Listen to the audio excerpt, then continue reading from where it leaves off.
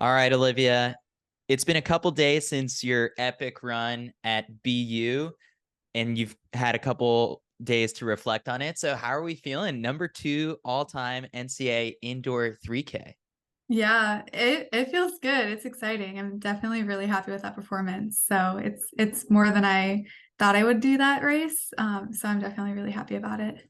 How did you sort of approach that? Because it's sort of this weird time where everyone is coming off of, their cross country fitness. There's only been, a handful of workouts, that have focused on speed work. So for you, I mean, what did you think you were capable of going into that race? And then did you surprise yourself at any point?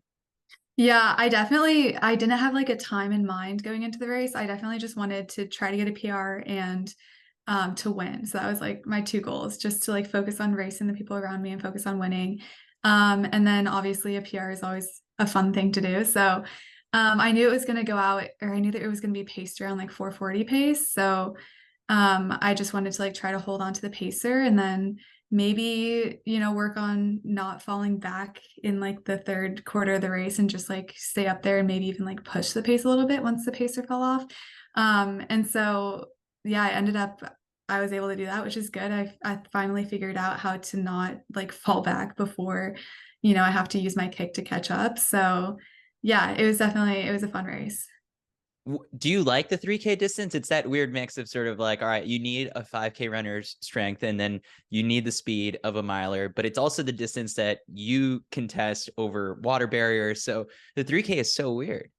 I know. Yeah. I feel like I just like all I do is 3Ks between indoor because I don't have time to do like an indoor 5K because I just focus on like the 3K and DMR so I can, because it's hard to, do the DMR and the 5K at the same time. So, yeah, and then with steeple, it's just more 3Ks. So I feel like that's kind of been my sweet spot. And like even with training for cross country, like that endurance base is so important for a 3K. And then we start getting in that speed more at the end of the season. And so that really just primed me for the indoor 3K. So yeah, even though it's like a weird distance, I don't know. I feel like I'm used to it, and that's just kind of where my sweet spot is right now. I was looking at some of like your stats from over the past couple years and traditionally, like I guess like you've always done like a full cross country season and it's paid dividends once you hit the track. What is it that you think like body wise or like training wise you get out of a full cross country season? Because the last 2 years you've proven how good you are over grass, but it translates very quickly for the track. Yeah. I mean, I feel like I kind of need a full cross country season to help, get me ready for nationals, for cross nationals, because I feel like typically I would need to like race into shape. And typically my first few races of a season are like not great. And then I like tend to improve a lot throughout the season. And I feel like maybe now I'm at the point where I'm kind of growing out of that. Because I got like a later start to the season and I didn't race as much as I typically do. But yeah, I feel like just racing into shape is kind of what I was used to from high school too. So that's just, yeah, what I've kind of always done. So are you going to get to enjoy a little bit of a break after this indoor race? Yeah, I'm doing my 2 weeks of downtime now, and then I'll start building back up again afterwards. So I had Parker Valby on the podcast last week, and then she talked me through her race. And then a couple days ago, I spoke with Caitlin Tui, and I got her perspective on kind of that gutsy finish of hers. So I'm so curious about like your own experience in Charlottesville, where you know people are bunched up for that first K. Parker finds her way to the front, and then after that, like all the TV cameras and the drones are just following what she's doing, and in looking at the splits, like in those final 3 kilometers, you were kind of, or even the final 4 kilometers, it was like sixth, fifth, fourth, third, and then you stayed there. You were always in it. What was happening in that chase pack? And I guess like how did you approach that race? Yeah, I really just approached that race like with the mentality of just sticking my nose in it and like really just trying to give it my all. I didn't have an idea of what place I wanted to be just because I feel like that can kind of add a little bit of stress and anxiety on top of racing if you're like set on getting a certain place. So I just wanted to like give it my all, see what I could do. And then especially like with being sick that week leading up to it, like my sister and I both got norovirus. And so I heard about this. yeah, Like it was just sort of like, I mean, there were so many teams getting sick. Like NC State had yeah. its own issues, but what was going on with norovirus on the Notre Dame team? I know. It was kind of crazy. I mean, so like I got it like far enough out where I was like, okay, I'll feel normal by race day. And so I got it like Saturday night, Sunday morning, and I texted my coach Sunday morning and I was like, sorry, I can't come to long run. Um, and so I, didn't run that day, like just tried to easy run the next couple days. And then my sister got it Monday night, Tuesday morning, and we were leaving to go to nationals on Wednesday. So that Oh was my like gosh. cutting it close. Like when I had it, I was like, okay, I'll be fine for nationals. But when Andrea got it, I was like, oh, this isn't good. And like we needed her for our team to do well. So like I going into the race, I also was just like, okay, like we're probably not going to podium as a team. Like top 10 finish would be fine. But yeah, so she got it like worse than I did. She was like we were debating going to the ER at 6 a.m. because she just would not stop throwing up. But Oh my gosh. yeah, so like especially with having that the week leading up to nationals, it was really just like the mentality of just being gritty and just going out there and just sending it. Like we had nothing to lose at that point. Like just we got to go out there and give it our all. As one of the upperclassmen on the team, like, are you the one who is talking to everyone, like kind of calming people down, like, we've got this, like, we're going to be fine? Or like, you have to kind of put on that face for the team? Yeah. People would ask me like, "Oh, how are you feeling?" And they would ask Andrew like at pre-meet, like how like I would ask Andrew like, "How are you feeling?" And at that point, like all you can say is like, "Oh, I'm fine." Like you don't want to worry people. You don't want to like stress them out. So like you just have to be like, "Oh yeah, I'm fine." And then it also convinces you that you're fine. So it's really just like a mental thing of just being like, "Yeah, I'm okay." Like this like I like my head is pounding every step that I run, but like, what can I do about it? Does any of that go away when you're on the starting line and it's like time to focus, or was it actually just sort of like painful? So I felt fine by the day of the race, and then Andrea, like at pre-meet, she was like her head was still pounding every step, and I think she felt fine for the day of the race. But you're like you have so much adrenaline, and you're like so focused on the race where you kind of just like forget about all that stuff, and you just like focus on the people around you and like the race that's happening. When Caitlin or when Parker takes off, what do you think at that point? It's sort of like, all right, she's going to do her thing. Maybe she comes back to us and now it's just among us to battle. Cause I mean, towards the end, she got the side stitch and, slow down a little bit, and that gap was getting kind of smaller as it went along. Maybe if it was like an 8K or a 10K, you guys would have ended up catching her. But your instinct is like, all right, I'm not covering that move. Yeah, I was definitely just focusing on the next pack and like sticking up there with Caitlin Toohey and the Alabama girls and really just trying to stay like neck and neck with them. Because I mean, like I mentioned before, I kind of have a habit of sometimes like the past years I would like fall back a little bit around like 3K, 4K, and then I would like have to kick the last K and catch up. So I've been really trying to work on that and just like really just stay mentally strong and being like, okay, this is my group. These are my people. Like, I'm not falling back. I'm staying here and working with them. Yeah. So that was just focus. How aware were you of the team score? Because they did have sort of like that big jumbotron on like one of the turns where there was like fans on both sides, and you could catch people peeking over. You can also listen, I guess, to what people might be shouting from the sideline. So how did you pay attention to that side of things?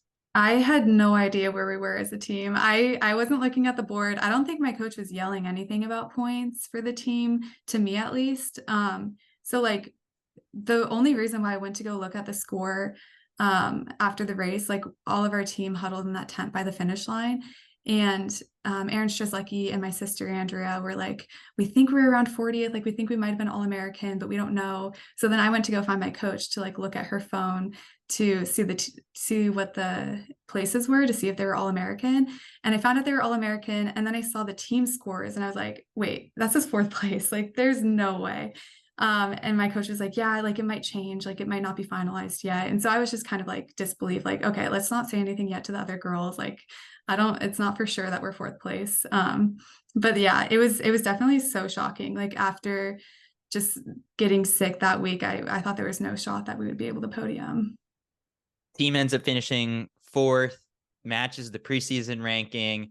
third podium finish in like school history, second highest finish in program history, 3 All-Americans. I guess like how special was just all of that? Yes, you had to overcome so much of that. And then also just like getting to share that team experience with your sister. Yeah, it's definitely the best way I could have ended college cross country. The podium has been something that we've kind of been working towards the past 3 seasons. Like my 2 years ago when we got fifth, I think we were ranked as fourth going into nationals, and we were definitely not ranked that high for the rest of the season, but it was just like the end of the season, we were figuring things out, and we moved up in the rankings, and like fifth was, or actually I think we were fourth last year going into nationals, and then we ended up just getting seventh, and we didn't have the best day, but when we got fifth 2 years ago, that was also a surprise. And then like ever since then, we kind of like set our sights on like, oh, maybe we could podium in the next 2 years. So it's definitely been something in the back of our mind, and especially being ranked fourth during this preseason, we were like, okay, this is actually possible. Like we can do it. But then for most of the season, we dropped down in the rankings, and we were maybe around like eighth or even lower sometimes.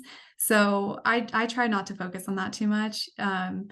Like rankings in the end, they just don't matter. All that matters is what you do at nationals. So I tried not to focus on that and just focus on like what we can do as a team to be better every day. And then, yeah, it ended up just like definitely exceeding our expectations. I guess from when you got there as a freshman, how have you seen sort of like the program change and evolve to get to this point where like you guys go into a season expecting to and hoping to make a podium? Yeah, it's definitely so different than my freshman year. My freshman year, I think we got 15th, and I also was like not expecting to even be on the varsity squad that year. Like my goal coming into Notre Dame was like to be varsity by my junior year. Like I had very low expectations, but like just being able to contribute to the 15th place at nationals was like so exciting for me. And then the next year, like it was COVID year, we ended up not racing at nationals. And like the team culture and just the team has evolved so much every single year, and being able to develop this team where people are really working together, and we have more like depth in the middle where people can actually race together and stick together, like Andrea and Aaron and Shona. And so it's really cool being able to see develop that type of team where like we're all working together in the race, instead of like maybe having like just one front runner and then like people sprinkled throughout, like it was my first couple years. How much of it does like tradition play into it too? It's sort of like the history of like the Notre Dame program. You know, on the women's side, you've got Molly Huddle, Molly Seidel, and it's like you realize like, oh, like, you know, hearing those stats of like how high the team plays, like you are living in like the good days of Notre Dame cross country. And so for you to be part of that chapter in history, like, is it cool to see kind of where the program has gone like over time and what some of those runners in the past have gone on to do? Yeah, it's definitely so exciting, especially seeing, like the Notre Dame cross country icons of Molly Seidel and Molly Huddle, like seeing what they have been doing post collegiately. But like just being able to develop this team is just so exciting too, for us to be able to do that for Sparks as well. Like he was even saying around, I think after nationals, he told us that he coming into Notre Dame, like he wanted to average placing like top 15 or top 10 at nationals every year. And like within the past few years, we've definitely exceeded that goal of his. And so it's just really exciting to be able to like accomplish that for him as well.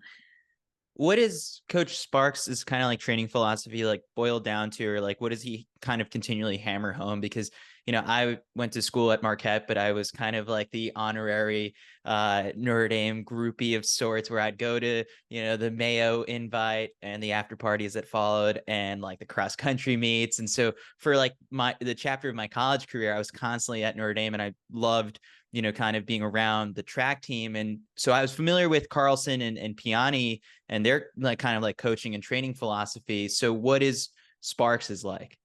Yeah, I love Sparks's philosophy and just like his whole approach to racing. He always talks about like just being in your window, racing in your window, and he's very logical about his pre-race talks and like telling you what you're able to do, which I really appreciate. Like he's not super emotional, and he doesn't like yell at you if you have a bad race, which I think is really nice sometimes.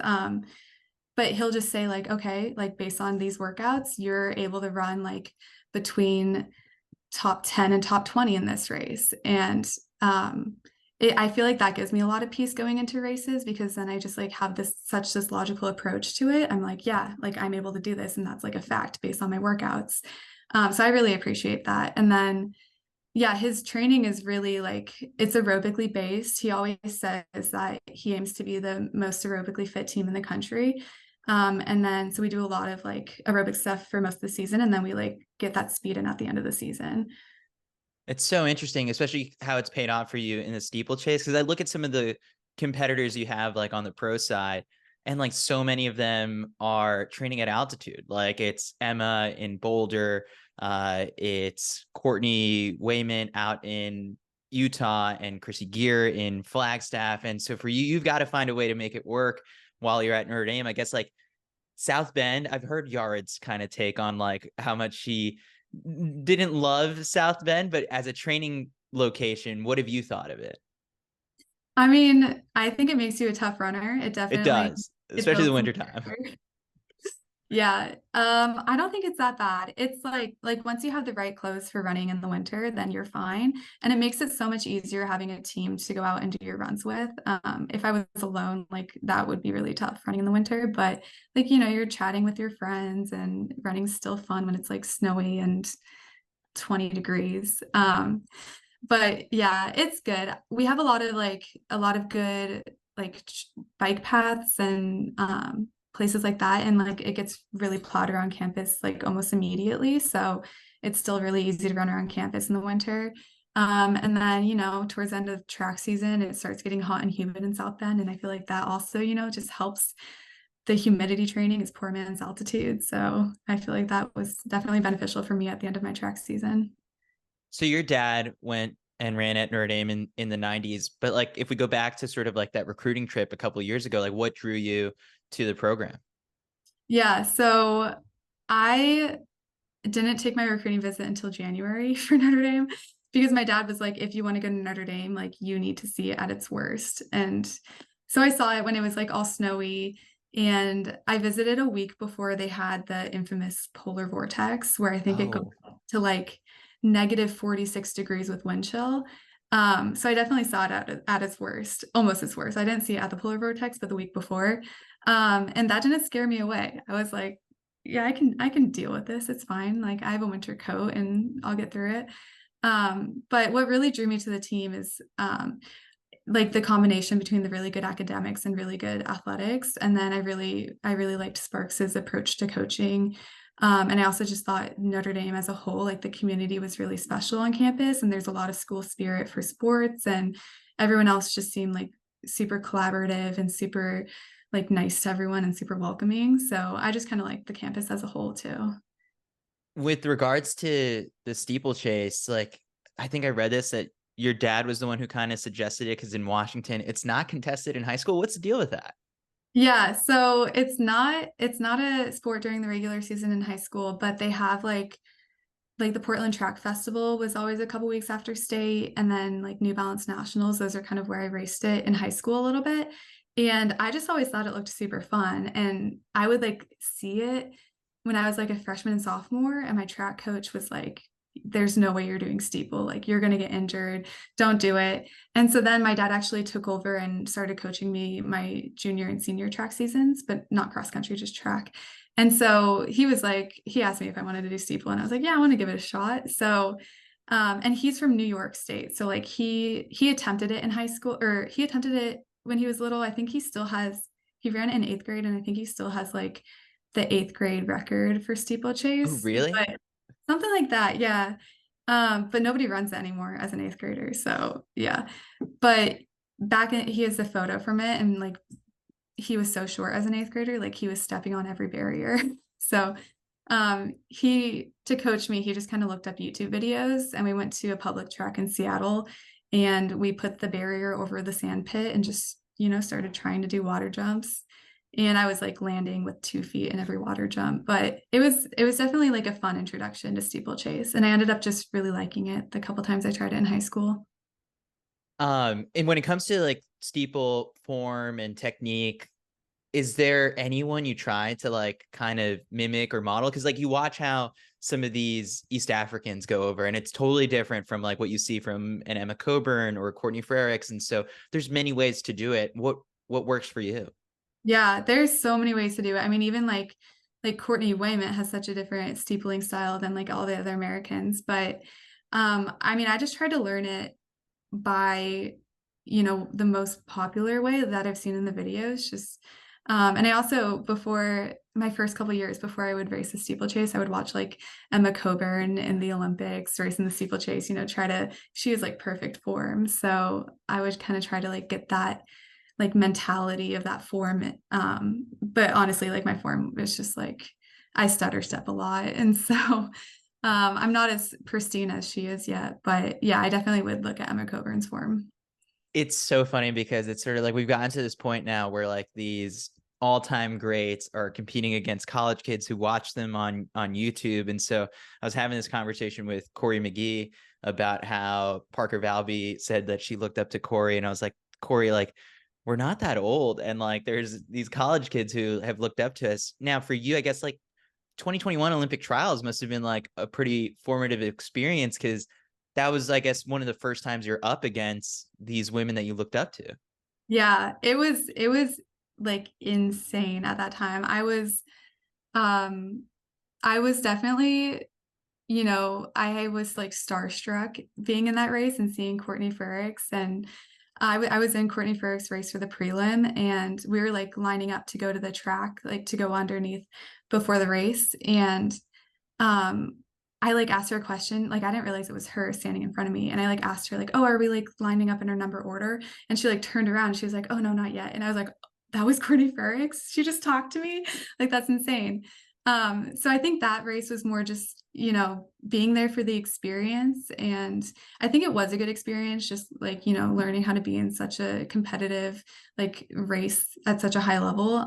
Even if I wasn't like trying to race at the front of it, it was just like a really cool experience, like kind of realizing for the first time that I can race these people that I've been looking up to. How long does that last? Because it's like after my third race, I was like, okay, I have to get used to this. Like I can't idolize Courtney and Emma anymore. It's like I'm out there to beat them now. Yeah, that's definitely like a huge shift once like last year, just kind of getting that mentality. It was the biggest thing. And I feel like Coach Sparks too, like helps, he's just like, yeah, you're just as good as anyone out there. And just like hearing that from him helps me realize that. Yeah. So we're speaking in December. In like 3 weeks, we're gonna be able to say like it is the Olympic year. And like the stakes are so much higher. There's a trials looming 7 months from now. When I kind of run through that, like, are you excited? Like, is a little part of you nervous? Like, it's the Olympic year. Yeah, it's crazy. And I feel so lucky to be coming out of college in a year where I'm still like I haven't had to do any coaching changes this year, and like I'm still with Sparks. And like I'm doing the training that I'm used to like going into an Olympic year. So I'm definitely like really excited for that. But yeah, I'm just not putting any pressure about that on myself, because I mean there's still so much time before then, and I still have to focus on the NCAA indoor season and NCAA outdoor season. So I'm definitely excited to race the trials. But yeah, it's just going to be like, we'll see what happens. We'll go out there and like, I'm going to give my best shot at it, and I'm not going to put any pressure on myself, and we'll just see what happens. I've already put it out there on Twitter. I'm like, she's like, Olivia's gonna win the whole thing. But for, I guess, like, did you foresee sort of like, after you graduate, this potential to make an Olympic team and take running to the next level professionally? Has that always kind of been a thought, or when did that sort of switch turn on your mind? Like, I can make a career out of this, and you've got like all these awesome degrees as well now. Yeah. So, I mean, the first time where like I even flirted with that idea was when I ran the Olympic trials my sophomore year. And like I never even thought going into college that I would consider professional running at all. And it was just like when I was at the trials, like my coach started making jokes like, oh, when you're like running professionally, like he would just say things so lighthearted and like make jokes about that.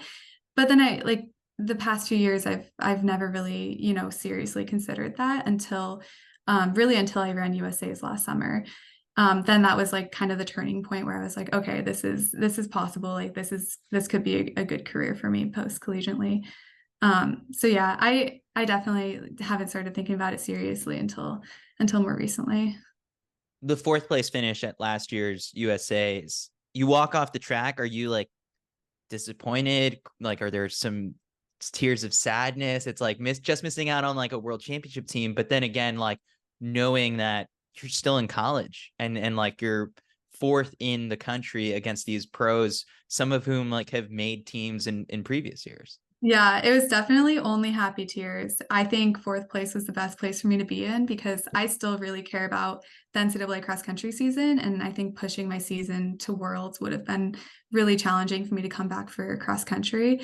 So I'm super ecstatic with how my season ended. It was obviously like a really great PR that I'm super happy with. And like fourth place is nothing to be upset about. So I think it just worked out perfectly. The on NIL deal came about in the fall. Did, I guess, like this trip, like the pro offers and sort of that conversation start to take place right after USA's? I know you kind of already said you were already looking forward to like cross country season, but like was any part of you thinking like, hey, this could also be a possibility now? Yeah. So, I mean, I never considered going pro instead of doing a fifth year. I always knew I wanted to do a fifth year. And I think I just need that extra year to just like give me the confidence that and continue running PRs at the NCAA level to show me that like I am ready for the pro level. I think I just kind of need that confidence of like, okay, like, yeah, this is the right move. But yeah, so I mean I was considering like NIL deals kind of towards the middle to end of my after track season. So I knew like I would at least be able to do like an NCAA or an NIL deal and be able to like represent a brand during the NCAA, but I still wasn't set on running professional at that point. What made on such a good fit, and how did you make that work? Because it's sort of like people look at Notre Dame and like we're seeing it with Stanford where it's like 80% of that team has an on NIL deal. Uh, but in terms of just like Notre Dame's an Under Armour school, they just paid so much money to sponsor like the football team, the basketball team, and in track, like you were wearing the on spikes during the cross country season. So, what made that a perfect match? Yeah, so I definitely, with the NIL deal, I wanted to choose the brand that I felt most comfortable in their shoes and that I really thought I would race well in. And so being at an Under Armour school, the past couple years, they haven't had like a super shoe at the caliber of like the industry standard. So they've allowed us to wear kind of whatever shoes we want in the NCAA. So like our school's been buying us like Nikes to race in, and I think we just have to take the logos off and it's all good. But yeah, so I definitely just wanted to go for like whichever spike I like the most, and Notre Dame was like totally fine with me wearing whatever brand in the NCAA, so it just worked out well. Yeah. So last year, you win the NCAA steeple title. The hardest thing about winning a title and then having to come back for a full year is that you have to defend it. And this time around, like I feel like it's only leveled up. You've got Alabama's Doris Lemon-Gold, who competed at a Diamond League last year, and then CBU's got Greta. Like, how are you kind of thinking this indoor season is going to set me up great for outdoor season? Like in terms of like a roadmap over the next 6 months, like how do you approach that?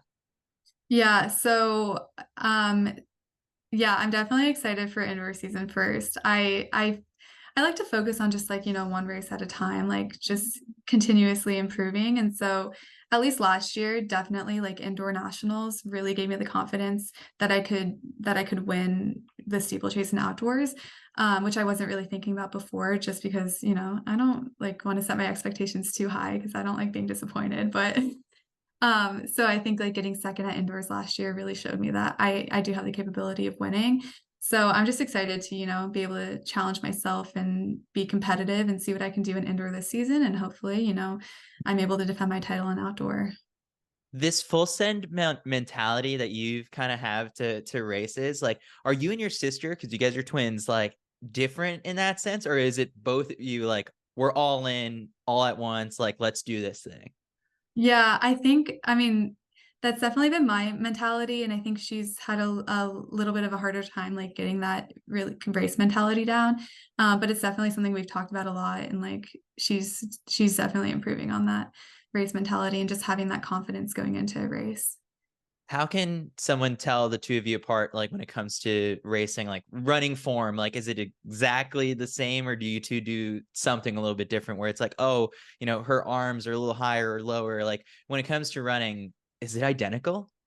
I'm trying to think. One of my teammates actually recently just told us that because our dad was a runner and like we saw my dad running like when we were in Boston, and one of my teammates was like, "Oh, like Olivia has like your dad's leg running form and Andrea has your dad's arm running form." So like I think we're a little bit different. I think she's like more upright and I kind of slouch down more.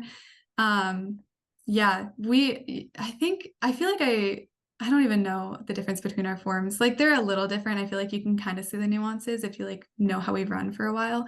But yeah, she also, since we're, teammates and we're in the same grad program and we're like doing everything together, like in all of our classes together, we did want a way to tell us apart easily. So she did bleach her hair blonde, but it's like a balayage. So now the roots are like brown.